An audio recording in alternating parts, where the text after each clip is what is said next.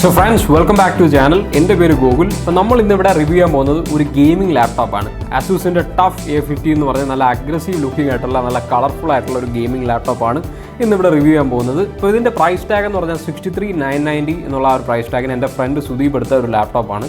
അപ്പോഴത്തേക്ക് ഏകദേശം 3 to 4 months ആയി ഓൾറെഡി, അതിനേക്കാളും കുറച്ച് സമയമായെന്ന് തോന്നുന്നു എടുത്തിട്ട്. അപ്പോഴത്തേക്കും അവൻ്റെ യൂസർ എക്സ്പീരിയൻസും അതുപോലെ തന്നെ എൻ്റെ യൂസർ എക്സ്പീരിയൻസും ഞാൻ ഉപയോഗിച്ചിട്ടാണെങ്കിലും ഏകദേശം 1 to 2 weeks ഞാനിത് ഉപയോഗിച്ചായിരുന്നു എല്ലാം കൂടെ. അപ്പം അതും കൂടെ എനിക്ക് നിങ്ങളുമായിട്ട് ഷെയർ ചെയ്യാൻ പറ്റുന്നതായിരിക്കും. അപ്പോൾ എന്താണെങ്കിലും കൂടുതൽ താമസിപ്പിക്കുന്നില്ല. പിന്നൊരു കാര്യം, ഈ ഒരു ലാപ്ടോപ്പിൻ്റെ മോഡൽ നമ്പർ ഞാൻ താഴെ ഡിസ്ക്രിപ്ഷൻ ബോക്സിൽ കൊടുത്തേക്കാം. ആ ഒരു മോഡൽ നമ്പേഴ്സ് 2 ഉണ്ട്. സോ അതും കൂടെ ഞാൻ ഉൾപ്പെടുത്തിയേക്കാം. നിങ്ങളതെടുത്ത് നോക്കിയാൽ മതി. അപ്പോഴത്തേക്കും കറക്റ്റ് ഏതൊരു ലാപ്ടോപ്പാണെന്ന് നിങ്ങൾക്ക് മനസ്സിലാവുന്നതായിരിക്കും. ഓക്കെ, അപ്പോൾ നമ്മൾ കൂടുതൽ താമസിപ്പിക്കുന്നില്ല, നേരെ കാര്യങ്ങളോട്ട് കിടക്കാം. Let's go. So friends, first of all ഇതിൻ്റെ ഡിസൈനും പോർട്ടബിലിറ്റി ഒരു ഗെയിമിംഗ് ലാപ്ടോപ്പിന് അത് എടുത്ത് പറയേണ്ട കാര്യമില്ലല്ലോ. ഒരു ഗെയിമിംഗ് ലാപ്ടോപ്പ് എന്താണെങ്കിലും നമ്മൾ വാങ്ങിക്കുമ്പോൾ തൊട്ട് നമ്മളൊരു ചാർജറിൽ കണക്ട് ചെയ്തിട്ട് വേണം ഒരു ഗെയിം കളിക്കാൻ എന്നുള്ളൊരു ഫാക്ട് ഉള്ളതുകൊണ്ട് ഹൈലി പോർട്ടബിൾ ആയിട്ടുള്ള ഡിവൈസ് അല്ല. നമ്മൾ ലാപ്ടോപ്പ് ഒന്നും കേൾക്കുമ്പോഴത്തേക്കും ഭയങ്കര ഒരു സംഭവം പോലെ തോന്നുമെങ്കിലും, എല്ലായിടത്തും എടുത്തുകൊണ്ട് പോകാൻ പറ്റുന്നതൊക്കെ തോന്നുമെങ്കിലും, ആ ഒരു ചാർജിങ് ബ്രിക്ക് കൂടെ ഇല്ലാതെ ലാപ്ടോപ്പിന് ജീവനില്ല എന്നുള്ള കാര്യം നമ്മൾ നല്ലപോലെ മനസ്സിലാക്കേണ്ട ഒരു കാലം എത്തിക്കഴിഞ്ഞു അല്ലേ. അപ്പോൾ അതുകൊണ്ട് ആ ഒരു പോർട്ടബിലിറ്റി ആദ്യമേ ഞാൻ ക്ലിയർ ആക്കി കഴിഞ്ഞു. ഇനി നമുക്ക് ആ ഒരു ബിൽഡ് ക്വാളിറ്റിയുടെ കാര്യം പറയുകയാണെങ്കിൽ ഭയങ്കര ഹാർഡ് പ്ലാസ്റ്റിക്കാണ് ഈ ഒരു പ്രോഡക്റ്റ് യൂസ് ചെയ്തേക്കുന്നത്. മിലിറ്ററി ഗ്രേഡ് ക്വാളിറ്റി ഉള്ള പ്ലാസ്റ്റിക്കാണ്. മിലിറ്ററി ഗ്രേഡ് എന്തോ ആവട്ടെ, അത് ചുമ്മാ വിളിച്ചായിരിക്കും. അപ്പോൾ ആ ഒരു ക്വാളിറ്റി ഉള്ള പ്ലാസ്റ്റിക്കാണ് ഈ ഒരു പ്രോഡക്റ്റിനകത്ത് വരുന്നതെന്നാണ് അവർ പറയുന്നത്. പക്ഷേ ശരിയാണ്, നല്ല ഹാർഡ് ക്വാളിറ്റി പ്ലാസ്റ്റിക്കൊക്കെയാണ്, നല്ല തിക്കാണ്, നല്ല ക്വാളിറ്റി ഉണ്ടെന്നൊക്കെ നമുക്ക് തോന്നും. പക്ഷേ ഇത്രമാത്രം ഹാർഡാക്കേണ്ട കാര്യം എന്താണ് ഒരു ലാപ്ടോപ്പിന്? നമ്മളൊരു ലാപ്ടോപ്പിൽ നിന്നും അതാണോ പ്രതീക്ഷിക്കുന്നത്, ഒരു ഹാർഡ് ക്വാളിറ്റി പ്ലാസ്റ്റിക് എന്നുള്ളതാണ്? ഞാൻ അങ്ങനെയല്ല പ്രതീക്ഷിക്കുന്നത്. ഞാൻ കുറച്ചുകൂടെ സ്ലീക്ക് ആയിട്ടുള്ള, കുറച്ചുകൂടെ സ്മൂത്ത് ആയിട്ടുള്ള ഒരു ഡിസൈനുള്ള ഒരു ലാപ്ടോപ്പാണ് ഞാൻ പ്രതീക്ഷിക്കുന്നത്. ഇത് ഞാൻ പ്രത്യേകിച്ച് എടുത്ത് പറയാൻ കാരണം എന്ന് പറഞ്ഞു കഴിഞ്ഞാൽ, ഇപ്പോൾ ഈ ഒരു ലാപ്ടോപ്പിൻ്റെ ആ ഒരു ലിഡ്, അതായത് ആ ഒരു സ്ക്രീനിൻ്റെ ആ ഒരു ഭാഗം നമ്മൾ തുറക്കുമ്പോൾ തന്നെ ആ നല്ല സ്റ്റേർഡിനെസ് ഉണ്ട്. ആ ഒരു സ്റ്റേർഡിനെസ് കാരണം താഴത്തെ പോർഷനും കൂടെ അതിൻ്റെ കൂടെ അങ്ങ് മുകളിലോട്ട് വരികയാണ്. അതുകൊണ്ട് അത്രമാത്രം ഇത് സത്യം പറഞ്ഞു കഴിഞ്ഞാൽ കുറച്ച് നാൾ ഉപയോഗിച്ച് അതങ്ങ് മാറേണ്ടതാണ്.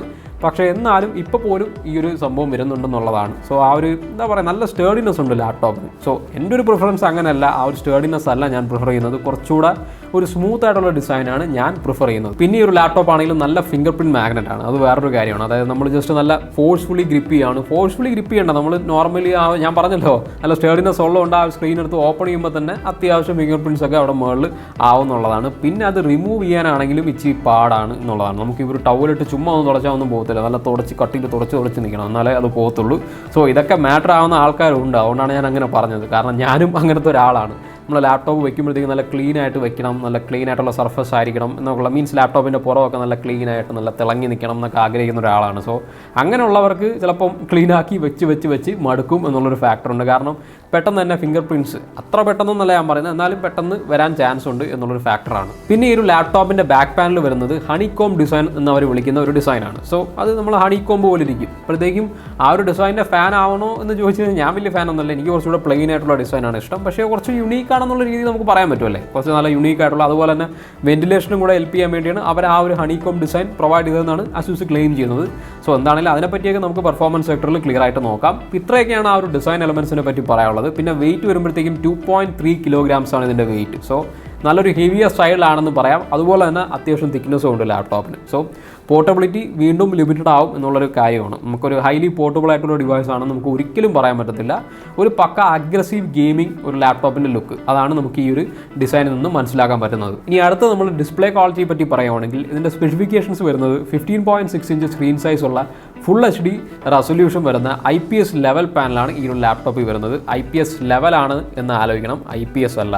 IPS ലെവൽ എന്ന് പറഞ്ഞാൽ IPSൻ്റെ അത്രയും ഉള്ള പാനൽ എന്നല്ല അർത്ഥം. IPS ലെവൽ എന്ന് പറഞ്ഞാൽ IPSനേക്കാളും താഴ്ന്നുള്ള ഒരു പാനലാണെന്നാണ് അർത്ഥം. സോ അതുകൊണ്ട് കളേഴ്സിൻ്റെ കാര്യത്തിൽ വലിയൊരു ക്വാളിറ്റി ഈ ഒരു പാനലിൽ വരുന്നില്ല എന്നുള്ളൊരു ഫാക്ടറാണ് ആദ്യമേ എടുത്ത് പറയാനുള്ളത്. NTSC കളർ ഗാമറ്റ് 45% മാത്രമാണ് വരുന്നത്. അതിൻ്റെ അർത്ഥം ആ ഒരു കളർ സ്പേസ് തീരെ വൈഡല്ല ഈ ഒരു ലാപ്ടോപ്പിൻ്റെ സ്ക്രീനിൽ എന്നുള്ളൊരു ഫാക്ടറാണ്. അത് കാരണം ഇമ്പാക്റ്റ് ഉണ്ടാകാൻ പോകുന്നതെന്ന് പറഞ്ഞു കഴിഞ്ഞാൽ ഒരു ക്രിയേറ്റീവ് പേഴ്സണ് ഈ ഒരു ലാപ്ടോപ്പ് വാങ്ങിക്കുവാണ്, അതിനുവേണ്ടി യൂസ് ചെയ്യുവാണെങ്കിൽ ആ ഒരു കളേഴ്സ് ഒന്നും കറക്റ്റ് ആയിരിക്കത്തില്ല. ഞാൻ പറയുന്നില്ല, ഒരു ഡേ ആൻഡ് നൈറ്റ് ഡിഫറൻസ് വരും ഒറിജിനൽ ഫുട്ടേജിൽ നിന്ന് പിന്നെ നേരെ ഈ ഒരു ലാപ്ടോപ്പിലിട്ട് കാണുന്ന ആ ഒരു ഫുട്ടേജും തമ്മിൽ.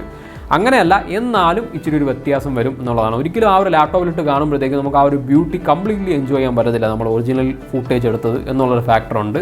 അത് ഒരു ഇമ്പോർട്ടൻറ്റ് ഫാക്ടർ ആണ് താനും അങ്ങനെയുള്ള ഒരാൾക്കല്ലേ. മീൻസ് അത് നോക്കിയെടുക്കുന്ന ആൾക്കാർ ഇഷ്ടംപോലെ പേരുണ്ട്. സോ അവർക്ക് വേണ്ടിയാണ് ഞാൻ അത് പറഞ്ഞത്.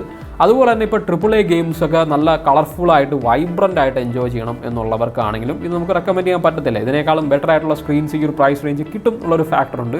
പക്ഷേ ഈ ഒരു സ്ക്രീനിൻ്റെ ഏറ്റവും ഹൈലൈറ്റ് ചെയ്ത് നിൽക്കുന്ന ഒരു ഫാക്ടർ എന്ന് പറഞ്ഞാൽ 144 Hz സ്ക്രീൻ റിഫ്രഷ് റേറ്റ് ഉള്ള ഒരു പാനലാണ് ഇത് എന്നുള്ളതാണ്. അതുകൊണ്ട് വളരെ സ്മൂത്ത് ആൻഡ് റെസ്പോൺസീവ് ആയിട്ടുള്ള സ്ക്രീനാണെന്ന് തന്നെ എടുത്തു പറയണം. കാരണം 60 Hz നിന്ന് 144 Hzലോട്ടുള്ളൊരു ജമ്പ് എന്ന് പറഞ്ഞു കഴിഞ്ഞാൽ നല്ല റെക്കഗ്നൈസബിൾ ആയിട്ടുള്ളൊരു ജമ്പാണ്. ഓണസ്റ്റ്ലി പറയുവാണെങ്കിൽ നമുക്കത് അറിയാൻ പറ്റും, നല്ല തോതിൽ അറിയാൻ പറ്റും. ഓരോ ആപ്പ് ഓപ്പണിംഗ് ആണെങ്കിലും അതുപോലെ തന്നെ നമുക്കിങ്ങനെ സ്ക്രോൾ ചെയ്യുമ്പോൾ ആ ഒരു സ്മൂത്ത്നെസ്, അതുപോലെ തന്നെ ഗെയിം കളിക്കുമ്പോൾ മൾട്ടിപ്ലെയർ ഗെയിമേഴ്സിന് വളരെ ഉപയോഗമായിരിക്കും എന്നുള്ളതാണ്. AAA ടൈറ്റിൽസും അതുപോലെ തന്നെ സ്റ്റോറി മോഡ്സൊക്കെ കളിക്കുന്നവർക്ക് എത്രത്തോളം ഉപയോഗം വരും എന്നുള്ളത് എനിക്കറിയത്തില്ല. പക്ഷേ മൾട്ടിപ്ലെയർ ഗെയിമേഴ്സിന് നമുക്ക് ആ ഒരു എനിമീസിനെ പെട്ടെന്ന് കാണുക, സ്പോട്ട് ചെയ്യുക, റെസ്പോൺസ് കുറച്ചുകൂടെ പെട്ടെന്നാവുക എന്നൊക്കെ ഉള്ള ഫാക്ടർ ഉള്ളത് കൊണ്ട് അത് കുറച്ച് ഇമ്പോർട്ടൻസ് ഉണ്ട് എന്നുള്ളതാണ്. ഈ ഒരു 144 Hzലോട്ട് പോകുമ്പോഴത്തേക്കും അവരുടെ റിസൾട്ട്സ് കുറച്ചുകൂടെ ബെറ്റർ ആക്കാൻ ചാൻസ് ഉണ്ട്. എനിക്ക് സത്യം പറഞ്ഞാൽ അതിനെപ്പറ്റി കൂടുതൽ അറിയത്തില്ല, കാരണം ഞാൻ അങ്ങനെ പ്രോ മൾട്ടിപ്ലെയർ ഗെയിമർ അല്ല. അതുകൊണ്ടാണ് ഞാൻ അതിനെപ്പറ്റി കൂടുതലൊന്നും പറയാത്തത്. സോ അങ്ങനെ ഓവറോൾ നോക്കുവാണെങ്കിൽ ആ ഒരു ഫസ്റ്റ് ഇംപ്രഷൻസ് ക്രിയേറ്റ് ചെയ്യുന്ന ആ ഒരു സ്ക്രീൻ റിഫ്രഷ് റേറ്റ് നല്ല ഹൈ ആയതുകൊണ്ട് ഫസ്റ്റ് ഇംപ്രഷൻസ് ക്രിയേറ്റ് ചെയ്യുന്ന അടിപൊളിയാണെന്ന് തന്നെ എടുത്ത് പറയണം.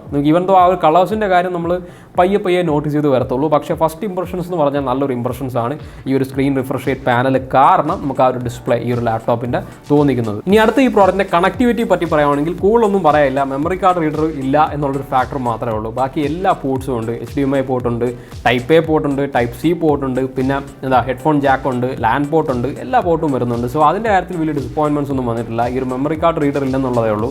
അതൊരു എക്സ്റ്റേണൽ അഡാപ്റ്റർ വാങ്ങിച്ചിട്ട് ആ ഒരു കാര്യം റെഡിയാക്കാവുന്നതേ ഉള്ളൂ. സോ അതിൻ്റെ കാര്യത്തിൽ വലിയ കംപ്ലയിൻസ് ഒന്നും ഇല്ല. ഇനി അടുത്ത് നമ്മൾ സ്പീക്കേഴ്സിൻ്റെ കാര്യം പറയുകയാണെങ്കിൽ ഞാൻ വിചാരിച്ചു DTS X അൾട്രാ ടെക്നോളജിയാണ് യൂസ് ചെയ്യുന്നത്. അതുപോലെ തന്നെ നല്ല അഗ്രസീവായിട്ട് ലുക്കിംഗ് ആയിട്ടുള്ള ഗെയിമിംഗ് ലാപ്ടോപ്പാണ്. അപ്പോൾ എല്ലാം കൊണ്ട് ഞാൻ വിചാരിച്ചു അടിപൊളിയായിരിക്കുന്നു. പക്ഷേ എൻ്റെ എക്സ്പെക്റ്റേഷൻസ് അനുസരിച്ച് മീറ്റ് ചെയ്തിട്ടില്ല എന്നുള്ളൊരു ഫാക്ടറാണ്. അതായത് നമുക്കിപ്പം വോളിയം ഡിപ്പാർട്ട്മെൻറ്റിൽ അത്രയും സ്ട്രോങ് അല്ല എന്നാണ് എനിക്ക് തോന്നുന്നത്. പലപ്പോഴും 100% വെക്കുമ്പോഴാണ് സ്പീക്കേഴ്സ് 100% അല്ലെങ്കിൽ ഇച്ചിരിയെങ്കിലും അഡിക്വേറ്റ് ആയിട്ടുള്ള ആ ഒരു വോളിയം തരുന്നുണ്ട് എന്നുള്ളൊരു ഫാക്ടറെങ്കിലും നമ്മൾ തോന്നിക്കുന്നത്. അത് നമുക്ക് ഒരിക്കലും നമുക്കൊരു 80% 70% ആക്കാൻ തോന്നത്തില്ല മുക്കാല സമയം. അങ്ങനെയാണ് എനിക്ക് ഫീൽ ആയത് നമുക്ക് ലാപ്ടോപ്പിൻ്റെ സ്പീക്കേഴ്സ് യൂസ് ചെയ്യുമ്പോഴത്തേക്കും. അതുകൊണ്ട് നമുക്ക് ആ ഒരു വോളിയം സെൻസിറ്റീവ് ആയിട്ടുള്ള സ്പീക്കേഴ്സായിട്ട് ഒരിക്കലും പറയാൻ പറ്റില്ല എന്നുള്ളൊരു ഫാക്ടറാണ്. അതൊരു വലിയ ലിമിറ്റേഷൻ ആയിപ്പോയി. നമുക്ക് മിക്ക ലാപ്ടോപ്പ് സ്പീക്കേഴ്സിലും കാണുന്നൊരു കാര്യമാണിത്. എന്നാലും ഞാൻ ഈ ഒരു സ്പീക്കേഴ്സ് കുറച്ചുകൂടെ പെർഫോം ചെയ്യുന്നു പ്രതീക്ഷിച്ചു. അതുകൊണ്ടാണ് എനിക്ക് ആ ഒരു ഡിസപ്പോയിൻമെൻറ്റ്സ് വന്നത്. ഞാൻ പറയുന്നില്ല വളരെ മോശപ്പെട്ട സ്പീക്കേഴ്സാണ്, ക്വാളിറ്റിയിലൊന്നും വലിയ പോരായ്മയൊന്നുമില്ല. നല്ല ക്വാളിറ്റി നമ്മൾ ലാപ്ടോപ്പ് സ്പീക്കേഴ്സിൽ നിന്ന് എന്താണോ എക്സ്പെക്ട് ചെയ്യുന്നത് അതുപോലത്തെ ക്വാളിറ്റി തന്നെ തരുന്നുണ്ട്. പക്ഷേ ഈ ഒരു പ്രശ്നം ഉണ്ടെന്ന് ഞാൻ പറഞ്ഞതുള്ളൂ. അതായത് വോളിയം നമ്മൾ പ്രതീക്ഷിക്കുന്നതിൻ്റെ അത്രയും തരുന്നില്ല എന്നുള്ളൊരു ഫാക്ടർ. ഇനി അടുത്ത് എനിക്ക് ഇഷ്ടപ്പെട്ട 2 പാർട്സ് എന്ന് പറഞ്ഞു കഴിഞ്ഞാൽ കീബോർഡും അതുപോലെ ടച്ച് പാഡുമാണ്. ഞാൻ പ്രതീക്ഷിച്ചതിനേക്കാളും ക്വാളിറ്റി ഉണ്ടായിരുന്നു എന്നുള്ളൊരു ഫാക്ടറാണ്.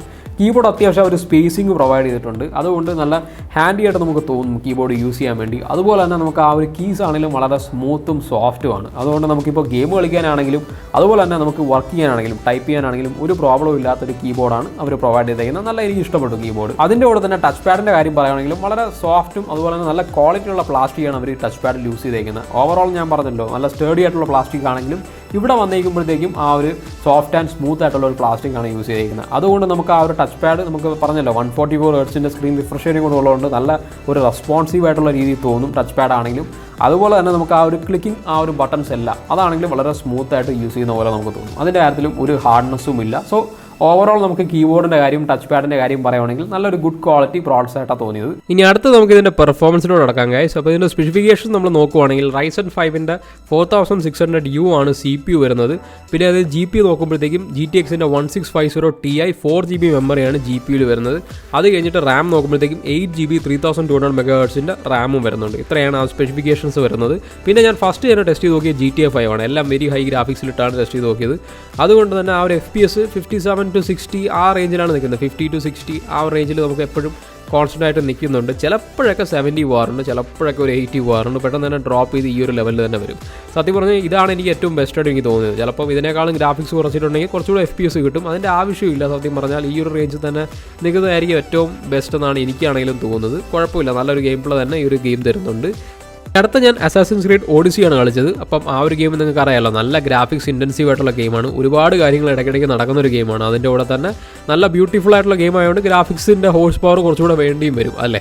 അപ്പോഴത്തേക്കും ഓവറോൾ പറയുകയാണെങ്കിൽ സാറ്റിസ്ഫാക്ടറി ആയിട്ടുള്ള പെർഫോമൻസ് ആണ് ആക്ച്വലി ഈ ഒരു കമ്പ്യൂട്ടർ എനിക്ക് തന്നത്. കാരണം നിങ്ങൾ നോക്കിയാൽ മതി, ആ ഒരു FPS 42 റേഞ്ചൊക്കെ വരുന്നുണ്ട്. ഒരിക്കലും ഒരു ഭയങ്കര വേറെ ലെവൽ പെർഫോമൻസ് അല്ല, എന്നാലും നമുക്കൊരു മിഡ് റേഞ്ച് ഒരു ലാപ്ടോപ്പിൽ നിന്ന് എന്താണോ പ്രതീക്ഷിക്കുന്നത് ആ ഒരു ലെവൽ പെർഫോമൻസ് തന്നെയാണ് തീർച്ചയായിട്ടും ഇത് തന്നത് എന്നുള്ളതാണ്. ഇത്രയും ഗ്രാഫിക്സ് ഇൻറ്റൻസീവ് ആയിട്ടുള്ള ഗെയിം ആയിട്ട് പോലും. സോ എനിക്ക് സാറ്റിസ്ഫാക്ടറി ആയിരുന്നു ഈ ഒരു പെർഫോമൻസ് എന്ന് പറഞ്ഞാൽ. ഇനി അടുത്തത് ഹൊറൈസൺ സീറോ ഡോൺ എന്ന് പറഞ്ഞ ഗെയിമാണ് ഞാൻ കളിച്ചത്. അതാണെങ്കിൽ നിങ്ങൾക്ക് കാണുമ്പോൾ തന്നെ മനസ്സിലാവുന്നുണ്ടാവുമല്ലോ, നല്ല ഗ്രാഫിക്സ് ഇൻറ്റൻസീവ് ആയിട്ടുള്ളൊരു ഗെയിമാണ്. അപ്പോഴത്തേക്ക് എനിക്ക് ആ റിസൾട്ട് കിട്ടിയത് സത്യം പറഞ്ഞു കഴിഞ്ഞാൽ ഒരു 40 നിങ്ങൾക്ക് കാണാൻ പറ്റുന്നുണ്ടായിരിക്കും. 40 FPS മുകളിൽ ഇത് പോകുന്നില്ല എന്നുള്ളത്. മാക്സിമം ഒരു 41, 42 ആ റേഞ്ചൊക്കെ മാക്സിമമാണ് ഞാൻ പറയുന്നത്. കൂടുതലും 30 to 40, 32 ആ റേഞ്ചിലാണ് നിൽക്കുന്നത്. കാരണം വേറെ ഒന്നുമല്ല, നല്ല ഗ്രാഫിക്സ് ഇൻറ്റൻസീവ് ആയിട്ടുള്ള ഗെയിമാണ്. ഒരു മിഡ് റേഞ്ച് PC കൂടെ അല്ലേ ഇത്. അപ്പം അതുകൊണ്ട് ആ ഒരു ലെവലേ നമുക്ക് എക്സ്പെക്ട് ചെയ്യാൻ പറ്റത്തുള്ളൂ. ഇതൊരു പുതിയ ഗെയിമും കൂടെ ആയതുകൊണ്ട് ആ ഒരു പെർഫോമൻസ് കിട്ടത്തുള്ളൂ എന്നുള്ളൊരു ഫാക്ടറാണ്. സാറ്റിസ്ഫാക്ടറി ആയിരുന്നു, പക്ഷേ ഒരിക്കലും ഒരു ബട്ടർ സ്മൂത്ത് പെർഫോമൻസ് അല്ലെങ്കിൽ വളരെ സ്മൂത്ത് ഗെയിം പ്ലേ എന്നുള്ള രീതിയിലൊന്നും ഈ ഒരു ഗെയിമിൽ നിന്ന് നമുക്ക് എക്സ്പെക്ട് ചെയ്യാൻ പറ്റില്ല എന്നാണ് എനിക്ക് മനസ്സിലായത്. പിന്നെ ലാസ്റ്റ്ലി ഞാൻ ഡൂം 2016 കളിച്ചു, ബാറ്റിൽ ഫീൽഡ് കളിച്ചു, പിന്നെ അതുപോലെ തന്നെ വാലറന്റ് കളിച്ചു. ഈ ഗെയിംസ് എല്ലാം അത്യാവശ്യം നല്ല ഡീസൻ്റ് ആയിട്ടുള്ള പെർഫോമൻസ് തന്നെയാണ് തന്നത്. നിങ്ങൾക്ക് ആ ഒരു FPS മീറ്റർ നോക്കുമ്പോൾ തന്നെ മനസ്സിലാവുന്നുണ്ടായിരിക്കും. 70 FPS മുകളിൽ എനിക്ക് ഏതൊരു ഗെയിമും തരുന്നുണ്ട് ഈ ഒരു 3 ഗെയിമിലും. അതായത് ഇപ്പോൾ വാലറന്റ് ആണെങ്കിൽ 144 FPS ലോക്ക്ഡ് ആണ്. വാലറിൻ്റെ കാര്യം പിന്നെ എടുത്ത് പറയേണ്ട കാര്യമില്ലല്ലോ. ബാക്കിയുള്ള ഗെയിംസൊക്കെ ഇത്രയും പെർഫോം ചെയ്യുന്നുണ്ടെങ്കിൽ വാലറിന് നല്ല സുഖമായിട്ട് തന്നെ നിങ്ങൾക്ക് കളിക്കാൻ പറ്റും. അതിലൊന്നും ഒരു പ്രോബ്ലവും ഇല്ല. പിന്നെ ഓവറോൾ ഈ ഒരു ഗെയിമിംഗ് എക്സ്പീരിയൻസ് പറയുകയാണെങ്കിൽ നല്ല തോതിലുള്ള ഒരു ഗെയിമിംഗ് എക്സ്പീരിയൻസ് തന്നെയാണ് തീർച്ചയായിട്ടും ഈ ഒരു ലാപ്ടോപ്പ് വന്നത്. നല്ല പെർഫോമിംഗ് ആയിട്ടുള്ള ലാപ്ടോപ്പ് ആണെന്ന് നമുക്ക് മനസ്സിലാവുന്നുണ്ട്. ഏകദേശം 90% ഓഫ് ദ ഗെയിംസ് നല്ല സ്മൂത്തായിട്ട് തന്നെ റൺ ചെയ്യാൻ പറ്റുന്നുണ്ട് എന്നുള്ളൊരു ഫാക്ടറാണ്. പിന്നെ ഹീറ്റിങ്ങിൻ്റെ കാര്യം നമ്മൾ എടുത്ത് പറയുകയാണെങ്കിൽ എനിക്കങ്ങനെ ഹീറ്റിംഗ് ആയിട്ടൊന്നും എക്സ്പീരിയൻസ് ആയിട്ടില്ല ഓണസ്റ്റ്ലി പറയുകയാണെങ്കിൽ. പക്ഷേ നല്ല തോതിൽ തന്നെ ഫാൻ നോയ്സ് ഉണ്ട് എന്നുള്ളൊരു കാര്യമുണ്ട്. നിങ്ങൾ അഥവാ ടർബോ മോഡിലൊക്കെ ഇട്ട് കളിക്കുവാണെങ്കിൽ അത്യാവശ്യം ഫാൻ നോയ്സ് എക്സ്പെക്ട് ചെയ്യണം എന്നുള്ളൊരു ഫാക്ടറാണ്. ടർബോ മോഡാണ് മാക്സിമം യൂട്ടിലൈസ് ചെയ്യുന്ന ഒരു പെർഫോമൻസ് എന്ന് പറഞ്ഞാൽ. നമുക്ക് അസൂസിൻ്റെ ആർമറി ക്രിയേറ്റ് എന്ന് പറഞ്ഞാൽ ആ ഒരു ആപ്ലിക്കേഷനിൽ പോയിട്ട് നമുക്ക് ആ ഒരു പെർഫോമൻസ് മോഡോ ടർബോ മോഡോ ഏതാണോ എന്ന് വെച്ചാൽ നമുക്ക് കൺട്രോൾ ചെയ്യാൻ പറ്റും. അത് വേറൊരു ഫാക്ടറാണ് നമുക്ക് ഇഷ്ടമുള്ള ആപ്ലിക്കേഷൻ അനുസരിച്ച്. സോ ഓവറോൾ ഇതാണ് എനിക്ക് ഇതിൻ്റെ ഗെയിമിംഗ് പെർഫോമൻസിനെ പറ്റി പറയാനുള്ളത്. ഇനി അടുത്തത് എഡിറ്റിംഗ് പെർഫോമൻസിനെ പറ്റി പറയുകയാണെങ്കിൽ ഞാൻ ഉപയോഗിച്ച് നോക്കിയ ആപ്ലിക്കേഷൻസ് ഒന്ന് അഡോബി പ്രീമിയർ പ്രോയും അത് കഴിഞ്ഞ് ലൈറ്റ് റൂമാണ് ഉപയോഗിച്ച് നോക്കിയത്. ഈ 2 ആപ്ലിക്കേഷൻസും വളരെ നന്നായിട്ട് തന്നെ ഈ ഒരു ലാപ്ടോപ്പിൽ വർക്കായി. അതായത് ഇപ്പോൾ പ്രീമിയർ പ്രോയുടെ കാര്യം പറയുകയാണെങ്കിൽ ഞാനിപ്പോൾ എഡിറ്റ് ചെയ്തുകൊണ്ടിരിക്കുന്നത് 4K റോ ഫയൽസ് ആണ്.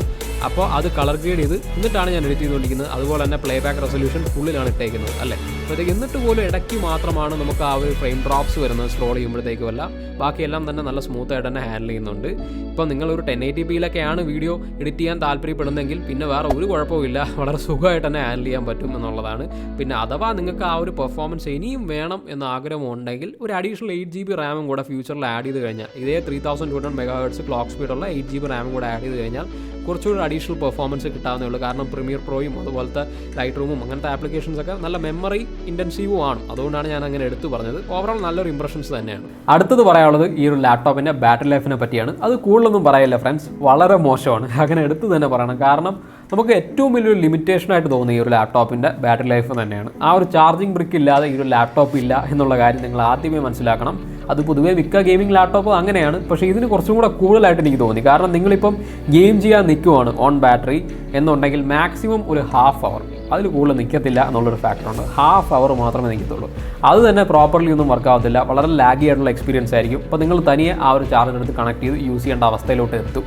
പൊതുവേ നിങ്ങൾ എന്താ പറയുക, കുറച്ച് നാൾ ഉപയോഗിച്ച് നമുക്കറിയാമല്ലോ ഗെയിമിംഗ് ലാപ്ടോപ്പ് എങ്ങനെയാണ് ആൾക്കാർ ഉപയോഗിക്കുന്നത് എന്നുള്ളത്. നമുക്ക് ആ ഒരു എങ്ങനെയാണോ ഡെസ്ക്ടോപ്പ് ഉപയോഗിക്കുന്നത് അങ്ങനെ തന്നെ ആയിരിക്കും ഗെയിമിംഗ് ലാപ്ടോപ്പ് ലാസ്റ്റിൽ ഉപയോഗിക്കുന്നത്. ഒരു സ്ഥലത്ത് വെച്ചിട്ട് ലാസ്റ്റ് ആ ഒരു കേബിളും കൂടെ കണക്ട് ചെയ്ത് യൂസ് ചെയ്യും. അതാണ് അവസാനം വരുന്ന ഒരു അവസ്ഥ. അത് തന്നെ ഈ ഒരു ലാപ്ടോപ്പിന് നല്ല രീതിയിൽ നിങ്ങൾക്ക് ആദ്യമേ തന്നെ തോന്നും എന്നുള്ളൊരു ഫാക്ടറാണ് എനിക്ക് പറയാനുള്ളത്. സോ അതൊരു വലിയ ലിമിറ്റേഷൻ ആണോ എന്ന് ചോദിച്ചു കഴിഞ്ഞാൽ നമുക്ക് ഇതൊക്കെ കണ്ടിട്ടാണ് നേരെ നമ്മൾ ഒരു ഗെയിമിംഗ് ലാപ്ടോപ്പ് വാങ്ങുക. കാരണം ബാറ്ററി ബാക്കപ്പ് ഗെയിമിംഗ് ലാപ്ടോപ്പിൻ്റെ ഏറ്റവും വലിയൊരു വീക്ക്നെസ് ആണെന്ന് എല്ലാവർക്കും അറിയാവുന്നൊരു ഫാക്ടറാണ്. അത് എല്ലാ ഗെയിമിംഗ് ലാപ്ടോപ്പും റിഫ്ലക്റ്റ് ചെയ്യുന്നൊരു ഫാക്ടറുമാണ്. സോ അതിൻ്റെ കാര്യത്തിൽ നമുക്ക് ഓൾറെഡി അറിയാം. പക്ഷേ ഒരിക്കലും നമുക്കൊരു വർക്കിംഗ് കം ഗെയിമിംഗ് ആയിട്ടുള്ള ഒരാൾക്ക് പോലും ഈ ഒരു ലാപ്ടോപ്പ് റെക്കമെൻഡ് ചെയ്യാൻ പറ്റില്ല എന്നുള്ള ഫാക്ടറാണ്. കാരണം ഇച്ചിരിയെങ്കിലും പ്രൊവൈഡ് ചെയ്തിട്ടുണ്ടെങ്കിൽ, ഇപ്പോൾ എൻ്റെ ഫ്രണ്ട് വർക്ക് ചെയ്യുന്ന ഒരാളായതുകൊണ്ട് പുള്ളി പറഞ്ഞിട്ടുണ്ട് മാക്സിമം 1.5 hours അതിന് മുകളിൽ ഈ ഒരു ലാപ്ടോപ്പിൻ്റെ ബാറ്ററി ബാക്കപ്പ് കിട്ടിയിട്ടില്ല എന്നുള്ളതാണ്. എക്സൽ വർക്ക് ചെയ്യുമ്പോഴാണെങ്കിലും മാക്സിമം കിട്ടിയിട്ടുണ്ട്. അപ്പോൾ നിങ്ങളൊന്ന് ആലോചിച്ച് നോക്കുക, അതിൻ്റെ അതിലൊരു ലിമിറ്റേഷൻ ഉണ്ട് എന്നുള്ളത്. സോ അതൊരു വലിയ ലിമിറ്റേഷൻ തന്നെയാണ്. അതുകൊണ്ട് ഈ ഒരു ലാപ്ടോപ്പിൻ്റെ ഏറ്റവും വലിയ ഡിസഡ്വാൻറ്റേജ് അതാണെന്ന് തന്നെ നമുക്കെടുത്ത് പറയാൻ പറ്റും. ഇനി ഓവറോൾ ഈ ഒരു ലാപ്ടോപ്പിനെ പറ്റി അഭിപ്രായം പറഞ്ഞു കഴിഞ്ഞാൽ ആർക്കാണ് ഈ ഒരു ലാപ്ടോപ്പ് റെക്കമെൻഡ് ചെയ്യുക എന്ന് ചോദിച്ചു കഴിഞ്ഞാൽ ഓണസ്റ്റ്ലി പറയുകയാണെങ്കിൽ വളരെ സിമ്പിളായിട്ടുള്ള ആൻസറാണ്. പക്ക ഗെയിമേഴ്സിന് വേണ്ടി നല്ല അഗ്രസീവ് ആയിട്ടുള്ള ഒരു ഗെയിമിംഗ് ലാപ്ടോപ്പ് വേണം എന്ന് ആഗ്രഹിക്കുന്ന ഒരാൾക്ക് തീർച്ചയായിട്ടും ഈ ഒരു ലാപ്ടോപ്പ് എടുക്കാം എന്നുള്ളൊരു ഫാക്ടറുണ്ട്. പക്ഷേ ഒരു വർക്കിംഗ് ആയിട്ടുള്ള ഒരാൾക്ക്, അതുപോലെ തന്നെ ഈ ഒരു ലാപ്ടോപ്പ് ട്രാവലിംഗ് ചെയ്യുമ്പോഴത്തേക്ക് ഈ ഒരു ലാപ്ടോപ്പ് യൂസ് ചെയ്യണം എന്നുള്ള ഒരാൾക്ക്, അങ്ങനെയുള്ളവർക്കൊന്നും ഈ ഒരു ലാപ്ടോപ്പ് റെക്കമെൻഡ് ചെയ്യാൻ പറ്റത്തില്ല. കാരണം ഒന്നവൻ നല്ല വെയിറ്റ് ഉണ്ട് ഈ ഒരു ലാപ്ടോപ്പിന്, അത് തന്നെ ഒരു വലിയ കാര്യം. പിന്നെ ആ ഒരു ചാർജിങ് ബ്രിക്ക് ആണെങ്കിലും അത്യാവശ്യം നല്ല കട്ടിയുള്ള ചാർജിങ് ബ്രിക്കാണ്, അതുകൊണ്ട് നടക്കുക. അതുപോലെ തന്നെ ഈ ലാപ്ടോപ്പ് കൊണ്ട് നടക്കുക ഒരു എക്സ്ട്രാ ബേർഡൻ തന്നെയാണ് തീർച്ചയായിട്ടും. അതുകൊണ്ട് നമുക്കൊരു ട്രാവലിംഗ് അക്കമ്പനി ആയിട്ട് നമുക്ക് ഒരിക്കലും ഈ ഒരു ലാപ്ടോപ്പിനെ പറയാൻ പറ്റത്തില്ല എന്നുള്ളൊരു ഫാക്ടറുണ്ട്. അതുപോലെ തന്നെ ഒരു വർക്കിംഗ് ആയിട്ടുള്ള ഒരാൾക്കും നമുക്ക് ഈ ഒരു അഗ്രസീവ് ആയിട്ടുള്ള ലുക്കിംഗ് ഒന്നും നമുക്ക് റെക്കമെൻഡ് ചെയ്യാൻ പറ്റത്തില്ല. കാരണം അവർക്കാണെങ്കിലും അത് എടുത്തുകൊണ്ട് പോകുമ്പോഴാണെങ്കിലും മീൻസ് എനിക്കറിയത്തില്ല, അതൊക്കെ അഡ്ജസ്റ്റഡ് ആയിട്ടുള്ള ഒരാളാണെങ്കിൽ തീർച്ചയായിട്ടും ഒരു പ്രോബ്ലം ഇല്ല. പക്ഷേ അവർക്കും ഒരു ബുദ്ധിമുട്ട് ചിലപ്പോൾ വരാൻ ചാൻസ് ഉണ്ട് എന്നുള്ളൊരു ഫാക്ടറാണ്. എല്ലാവരുടെ ആസ്പെക്റ്റ് വെച്ച് അങ്ങനെ ആലോചിച്ചുകൊണ്ടാണ് ഞാൻ അങ്ങനെ എടുത്ത് പറയാൻ കാരണം. ഓരോരുത്തർക്ക് സബ്ജക്റ്റീവാണ്, കംപ്ലീറ്റ്ലി സബ്ജക്റ്റീവാണ്. നമുക്ക് ആ ഒരു കാര്യങ്ങളൊക്കെ നിങ്ങൾക്ക് ഒത്തുചേർന്ന് പോകുന്ന ഒരു ലാപ്ടോപ്പാണിത് എന്ന് തോന്നുന്നുണ്ടെങ്കിൽ തീർച്ചയായിട്ടും ഇത് വാങ്ങിക്കാം. അല്ല എന്നുണ്ടെങ്കിൽ പെർഫോമൻസിൻ്റെ കാര്യത്തിൽ ഒരു കോംപ്രമൈസും ഇല്ല, നല്ല ഹൈ പെർഫോമൻസ് തന്നെയാണ് ഒരു ലാപ്ടോപ്പ് തരുന്നത്, അതിൻ്റെ കാര്യത്തിൽ ഒരു പ്രോബ്ലവും ഇല്ല. പക്ഷേ ചില അവിടെ ഇവിടെ ഒരു പോരായ്മകളുണ്ട് എന്നും എനിക്ക് തോന്നി. So that's all guys. എല്ലാവർക്കും വീഡിയോ ഇഷ്ടപ്പെട്ടെന്ന് വിചാരിക്കുന്നു. വീഡിയോ ഇഷ്ടപ്പെട്ടെങ്കിൽ തീർച്ചയായിട്ടും ലൈക്ക് ചെയ്യണം. അതുപോലെ തന്നെ ചാനൽ ഇതുവരെ സബ്സ്ക്രൈബ് ചെയ്തൊരു ആരെങ്കിലും ആണെങ്കിൽ ചാനൽ സബ്സ്ക്രൈബ് ചെയ്യുക, സപ്പോർട്ട് ചെയ്യുക. അടുത്ത വീഡിയോയിൽ നമ്മൾ തമ്മിൽ കണ്ടുമുട്ടുന്നവരെ bye guys and stay tuned.